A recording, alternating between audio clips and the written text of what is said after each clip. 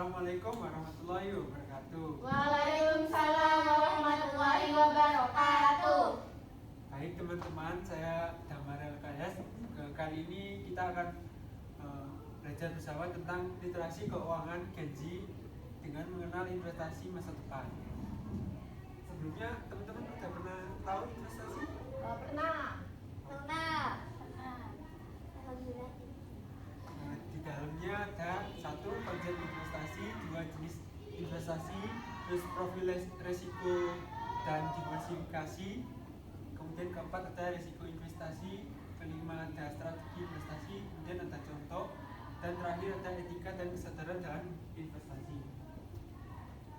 Ya, yaitu apa itu investasi? Investasi adalah mengalokasikan dana atau aset ke dalam berbagai instrumen dengan harapan memperoleh keuntungan di masa depan. Contohnya deposito, reksadana, saham atau obligasi, properti dan lain-lain. Mengapa investasi itu penting untuk generasi Z? 1. Mengatasi inflasi. Inflasi menyebabkan daya beli menurun seiring waktu karena kenaikan harga barang ataupun jasa. Dengan investasi, uang yang akan dimiliki tetap berkembang dan melampaui tingkat inflasi atau kenaikan harga barang dan jasa. 2. Untuk mencapai tujuan atau goals, diantaranya menyiapkan dana darurat, dana pendidikan, membeli rumah, dana pensiun, dana kendaraan, dan lain sebagainya. Yang ketiga ada kemandirian finansial. Investasi membantu Gen Z belajar mengelola uang untuk masa depan.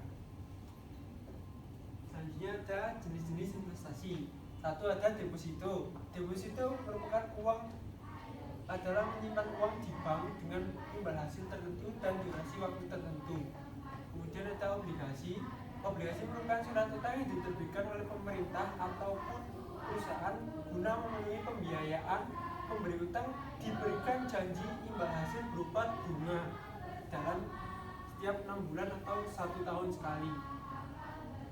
Kemudian ada saham. Saham merupakan salah satu bukti kepemilikan perusahaan dengan harga jual tertentu.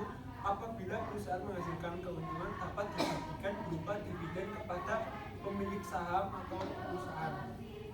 Terakhir ada reksadana. Reksadana merupakan instrumen keuangan yang dikelola oleh manajer investasi untuk membeli dari gabungan saham, obligasi atau pasar uang. Ya, di sini ada beberapa profil risiko serta apa itu diversifikasi. Risiko merupakan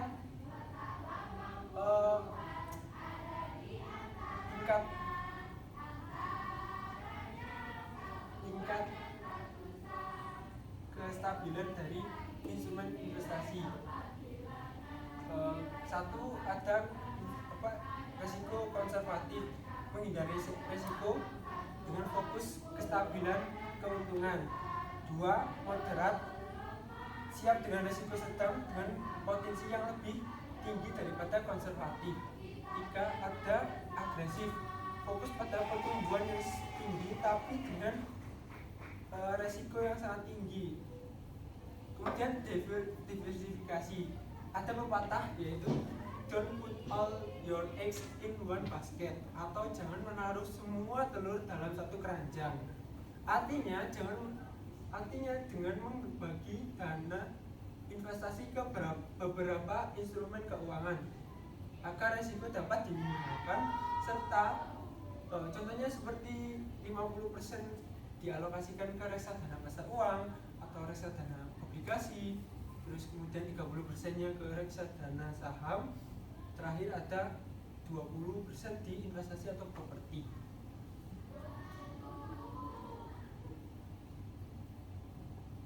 Nah, namanya juga investasi, semua pasti ada resiko atau potensi kerugian ya. Kemudian di sini ada beberapa. Semua investasi mempunyai resiko. Penting untuk memahami agar mahasiswa bisa membuat keputusan yang bijak. Seperti resiko pasar, saat harga aset turun akibat kondisi pasar yang tidak stabil. Misalnya kondisi perekonomian Indonesia terguncang seperti krisis pandemi, itu menyebabkan beberapa instrumen menjadi penurunan nilainya. Kemudian ada risiko likuiditas saat menjual aset bisa dicairkan sewaktu-waktu. Ada beberapa instrumen aset investasi yang likuiditasnya atau dicairkannya prosesnya lama, seperti deposito kita harus menaruh uang misalnya 10 juta di bank tersebut dengan imbal hasil 3% per tahun, tapi kita harus menunggu uang itu kembali lagi dalam tenggat waktu setahun sekali gitu. Terus ada risiko inflasi, nilai uang dapat menurun dengan cepat dari hasil investasi.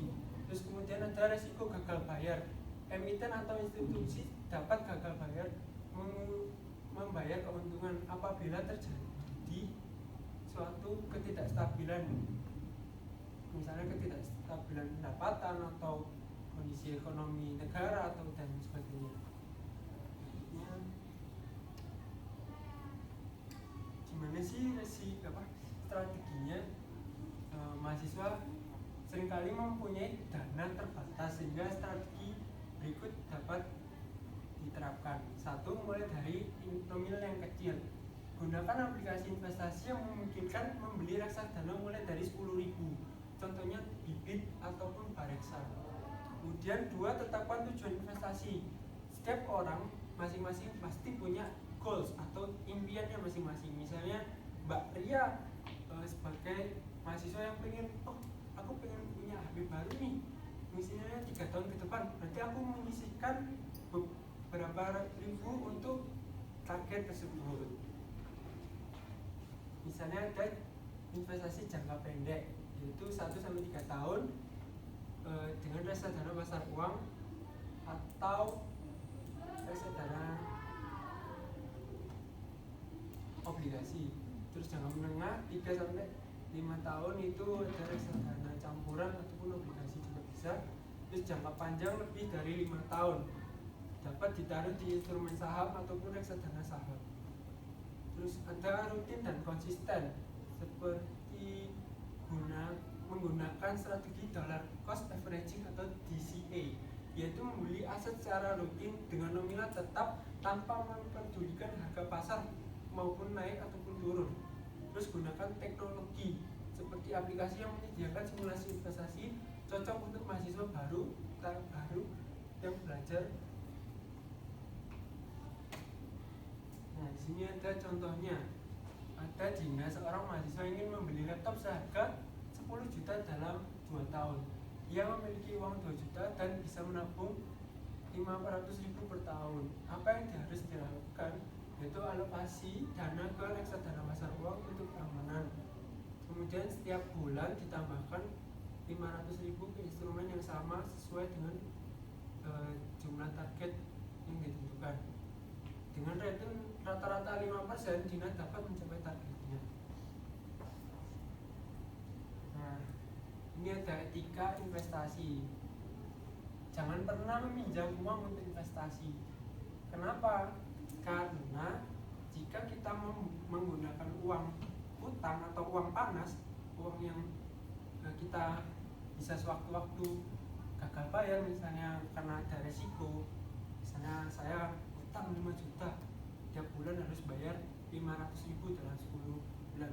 Nah, saya taruh ke saham, sewaktu-waktu mungkin 5 hari ke depan harganya bisa ngedrop. Yang tadinya saya menginvestasikan 5 juta jadi turun 1 juta gitu. Jadi sangat berbahaya jika menggunakan uang utang untuk investasi.